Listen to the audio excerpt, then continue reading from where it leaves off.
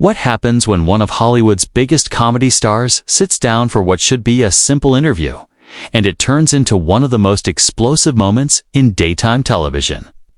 Adam Sandler walks onto the View set. The hosts are smiling. But Joy Behar looks ready for something more confrontational. Whoopi Goldberg asks Adam about his latest project, and he begins talking about his new film. Then Joy interrupts. She questions his career choices, asking when audiences will see him grow up on screen instead of playing man-child characters. The audience gasps. Adam pauses and laughs, though it's noticeably strained. He responds that he has taken on many dramatic roles and asks what exactly she's looking for. Joy says she's looking for substance. She criticizes his films as expensive vacations, with friends that are often panned by critics, and suggests audiences deserve better. Sonny attempts to step in, but Adam gestures for Joy to continue. Joy argues that with his talent, he could be making meaningful cinema instead of formulaic comedies, adding that their popularity reflects something troubling about society. Adam's smile fades. He asks whether she's now criticizing the people who enjoy his work. Joy insists that entertainment should aim higher, especially in serious times. Adam raises his voice, defending his films as movies families can enjoy together, films that allow hardworking people to relax and escape. He says he's proud of that. Joy counters that the world is facing serious issues and questions the value of lighthearted movies. When she references a film that wasn't even his, Adam snaps, pointing out that she's confusing his work with someone else's. The audience reacts with a mix of applause and gasps. Adam accuses Joy of taking shots at him for years and says she has crossed a line by criticizing not just his movies, but also the people who watch them. Joy says her concern is the acceptance of mediocrity and claims his films contribute to it. Adam responds that if people want to watch something that makes them laugh without being lectured, that's a valid choice. Joy argues he could provide both humor and substance, even comparing his work to other filmmakers. Adam rejects the comparison, saying he makes Adam Sandler movies and that regular people genuinely enjoy them. Joy appears offended and asks if he's dismissing what the show does. Adam replies that at this moment she's being mean and condescending. The tension escalates when Joy accuses his career of being built on mocking people and including problematic content. The studio falls silent. Adam firmly denies ever making fun of people with disabilities or punching down. He calls her remarks character assassination and refuses to let them stand. Joy insists there is problematic content in his films. Adam argues that comedy is subjective and that she doesn't get to decide what's acceptable for everyone. Joy maintains that someone must have standards. Adam counters that not every piece of art needs to push society forward. Sometimes a movie is just meant to be fun. As voices rise, both stand up. Whoopi attempts to restore order and urges them to sit down. Reluctantly, they do. But the atmosphere remains tense. Adam says the real issue is that some people believe only entertainment with a social message has value. Joy responds that it's about not insulting people's intelligence. Adam argues that his audience feels entertained and happy, not insulted. He questions who gets to decide what counts as intelligent or meaningful. Joy states that popularity doesn't equal quality. Adam challenges her implication that millions of viewers are wrong. Ana Navarro attempts to mediate, suggesting there's a difference between entertainment and art. Adam rejects that distinction and questions who has the authority to draw that line. Joy points out some of his more over-the-top films as examples of unserious work. Adam replies that they were never meant to be serious and that not everything needs to resemble a prestige drama. Joy says fun doesn't have to mean stupid. Adam responds that her language implies he and his fans are stupid, even if she doesn't. Say the word outright. Whoopi tries again to emphasize that different types of movies have value. Adam expresses doubt that Joy agrees with that sentiment. He argues that real people sometimes just want to laugh and escape their problems. And there's nothing wrong with that. Joy maintains that escape can still include substance, and the debate continues with neither side backing down, leaving the studio heavy with tension. You're creating a false choice here, Adam says. You're acting like it has to be either mindless comedy or pretentious art. There's a middle ground. Of course, there's a middle ground, Joy responds. And plenty of people work in that middle ground.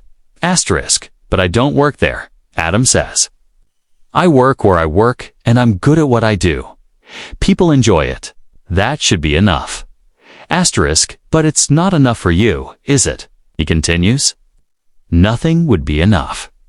Unless I completely changed who I am as an artist. Maybe you should change. Joy replies, and the studio falls silent. Maybe growth means evolving beyond the same repetitive jokes and situations. Adam stares at her. You want me to change who I am to meet your approval?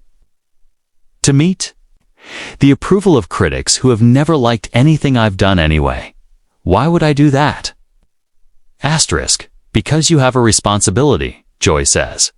Whether you like it or not, you have influence. You have reach. And with that comes responsibility. To do better. Responsibility to who? Adam asks, to you. To critics, or to the people who actually watch my movies? Because I can tell you right now, the people who watch my movies aren't asking me to change. They like what I do. So I'm responsible to them, not to you. That's a cop-out. Joy fires back. That's you hiding behind your fans. To avoid accountability. Accountability for what? Adam's voice rises, making people laugh, making money. Having a successful career? What's my crime here? Joy. Your crime is wasting your talent, she says sharply. Your crime is taking up space in the industry with mediocre content when you could be making something that matters. There it is, Adam says, nodding. Taking up space. Like I don't belong. Like I don't deserve to be where I am. I've been making movies for over 30 years.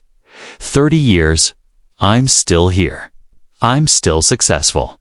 I'm still making content people want to see. So clearly, I'm doing something right, even if you can't see it. Success doesn't equal quality, Joy replies. Keep telling yourself that, Adam shoots back. Keep telling yourself all those people are wrong and you're right. That must be a comfortable place to live. Sarah tries to redirect. Can we talk about some of the dramatic work you've done? Because you have shown range? Thank you, Adam says, though he keeps his eyes on Joy. I have done dramatic work. I've taken serious roles. And you know what's funny? When I did that, people like Joy didn't suddenly start respecting me. They just said, oh, he can act when he tries. Like everything else I've done for 30 years doesn't count. That's not what I said, Joy begins. It's what you implied, Adam cuts in. You're saying I'm capable of more, which means what I've been doing is less. You're saying I'm wasting my talent, which means everything I've made is a waste. You can't have it both ways. I'm not trashing everything. Joy says defensively. I'm saying you could do more. I am doing more, Adam replies, now sounding exhausted. Every movie I make, I'm doing more laughs, more heart. More opportunities for my friends to work, more entertainment for families. That's what more means to me. It doesn't mean Oscars or critical praise. It means connecting with people and making them happy. And I've done that over and over again.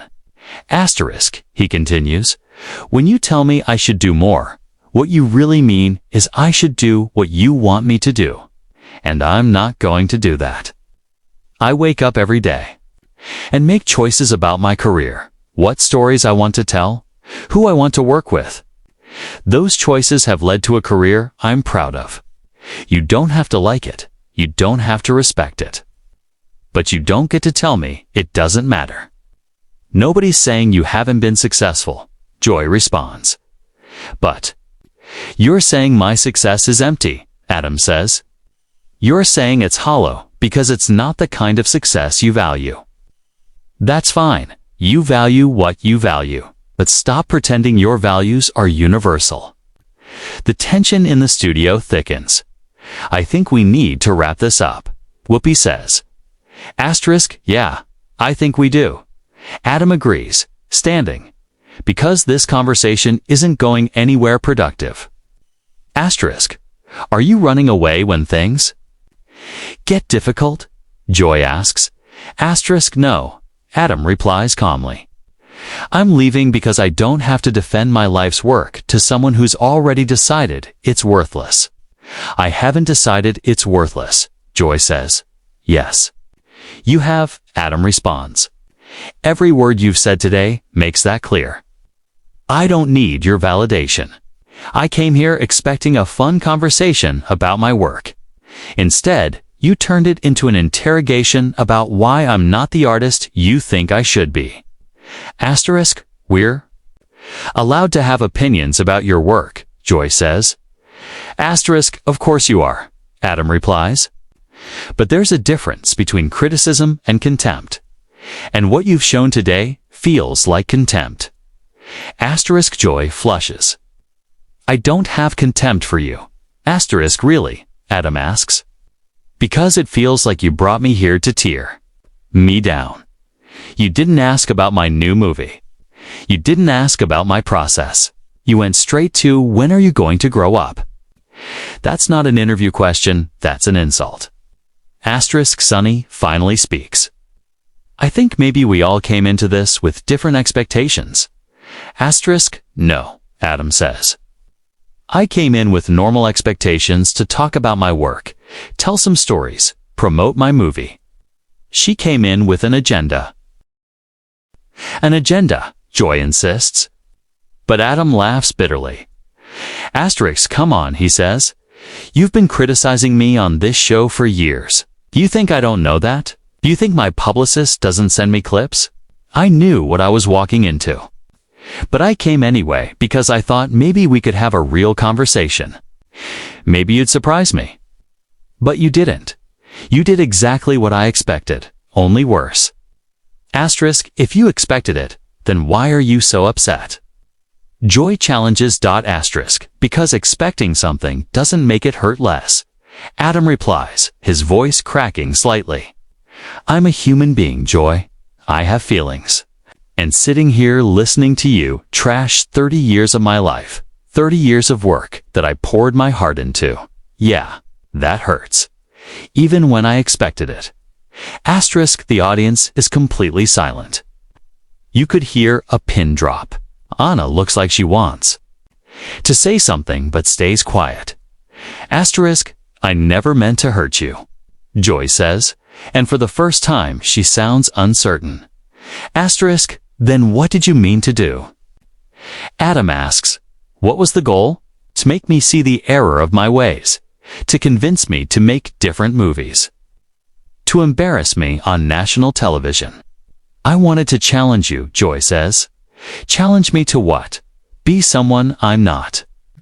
Adam's voice rises again. I'm 57 years old. I know who I am. I know what I'm good at.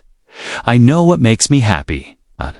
And I'm not going to apologize for any of it just because it doesn't fit your definition of worthy art. Asterisk, Whoopi tries again to calm things down. I think we're all getting a little heated here. Asterisk, a little heated. Adam turns to her. She basically called my entire career a mistake. She said I'm taking up space in the industry. That's not a little heated. That's completely out of line. Asterisk's Joy straightens. I said you're wasting your talent, and I stand by that. Asterisk, of course you do, Adam replies. Because admitting you were wrong would require humility, and you don't seem to have much of that. Asterisk, excuse me. Joy's voice sharpens. Asterisk, you heard me, Adam says. You sit up here every day telling everyone what to think, what to believe, what to value. But when someone pushes back, when someone says, maybe your perspective isn't the only valid one, you can't handle it. You get defensive. You double down. I'm not defensive, Joy says defensively. You're being defensive right now, Adam points out.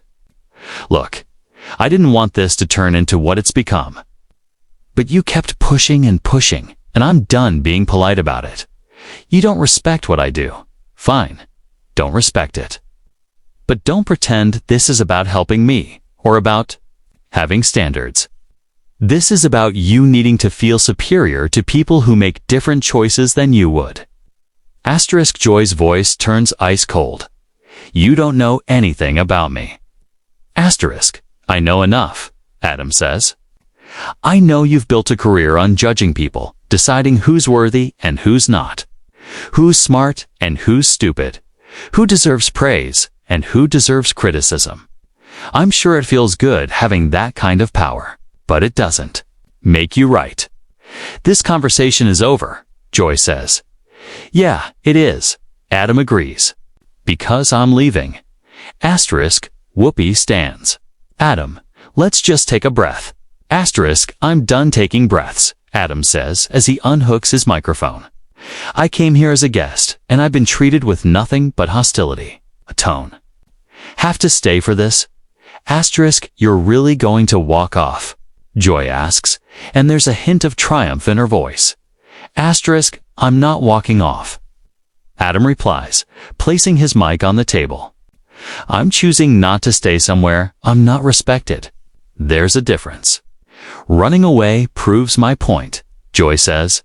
Adam stops and turns back to face her. What point? That I won't sit here and be insulted. You're right about that. I won't. I have too much self-respect. And I have too much respect for my fans to sit here and listen to you trash them for another second. I never trashed your fans, Joy says. You called them part of what's wrong with society, Adam replies. You said their taste in movies is troubling. How is that not trashing them? Asterisk, Joy has no response. The other hosts look down, clearly uncomfortable. That's what I thought, Adam says. He turns to the camera. To anyone watching who enjoys my movies, thank you. Thank you for supporting my work all these years. Thank you for laughing with me. Thank you for not caring what critics think. You're the reason I make movies, and I'm grateful for every single one of you. Asterisk, then he looks back at the hosts. Whoopi, Sunny, Sarah, Anna. It was nice meeting you. I'm sorry this turned into what it did. He deliberately avoids looking at Joy. Adam, please don't leave like this, Whoopi says. I have to, Adam replies. Because if I stay, this is just going to get worse, and I don't want to say something I'll really regret. He starts walking toward the exit. So you're just going to abandon the interview? Joy calls after him. Asterisk, Adam stops one last time and turns around. Joy, you abandoned this interview the second you decided to attack me instead of talk to me. I'm just making it official. With that, he walks off the set. The cameras capture the stunned faces of the hosts. The audience murmurs. Joy stands with her arms crossed, looking defiant but shaken. Whoopi turns to the camera. We're going to take a quick break. Asterisk, but the damage is done. The tension in the studio is suffocating. Producers scramble behind the scenes. Everyone knows they've just witnessed something that will be talked about for a long time. Asterisk, when they return from the break, Adam's chair is empty. The hosts try to move on to the next segment, but the energy is completely off. Joy is quieter than usual. The others keep glancing at the empty chair. Asterisk, this wasn't just a disagreement. It was a collision of values, and neither side was willing to back down.